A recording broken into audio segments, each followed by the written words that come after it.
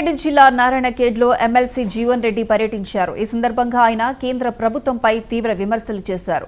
రానున్న ఎన్నికల్లో కాంగ్రెస్ ప్రభుత్వం అధికారంలోకి వస్తుందని ఆయన ధీమా వ్యక్తం చేశారు.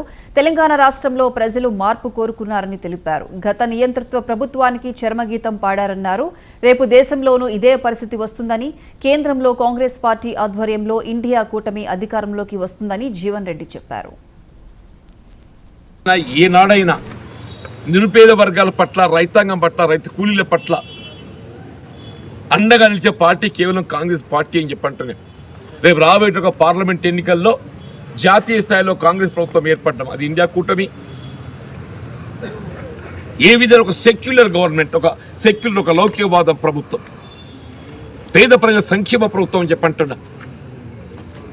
మీరు క్రూడ్ ఆయిల్ ధరలకు అనుగుణంగా అంతర్జాతీయ మార్కెట్లో ఏ విధంగా అయితే క్రూడ్ ఆయిల్ ధరలు తగ్గడం జరిగిందో, ఇలా పెట్రోల్ డీజిల్ ధరలు ఏదైతుందో మీరు 2014 స్థాయికి, 2014లో ఏ ధరలు అయితే ఉండనో పెట్రోల్ డీజిల్ ఆ స్థాయికి దాన్ని ఏదైతుందో వెనక్కి తీసుకెళ్లడం వీళ్ళ కాంగ్రెస్ పార్టీ యొక్క లక్ష్యం అని చెప్పండి.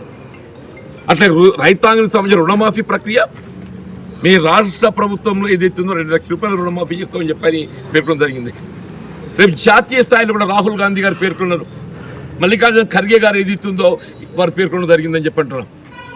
ఏ విధంగా తెలంగాణ రాష్ట్రంలో రైతాంగం రుణమాఫీ చేయడం జరుగుతుందని చెప్పి పేర్కొన్నారో, జాతీయ స్థాయిలో కూడా అప్పులు నెట్టబడ్డ రైతాంగానికి మరి రుణ విముక్తం చేయాలనే భావనతోని వీళ్ళ గత ప్రభుత్వం ఎన్డీఏ ప్రభుత్వం ఏదైతుందో ఏ విధంగా మీరు బడా పెట్టుబడిదారులకు బ్యాడ్ డెప్స్ తొలగించే విధంగా రైతు కల్పించిందో, సామాన్య రైతాంగానికి ఏదైతుందో వారికి అవకాశం కల్పించే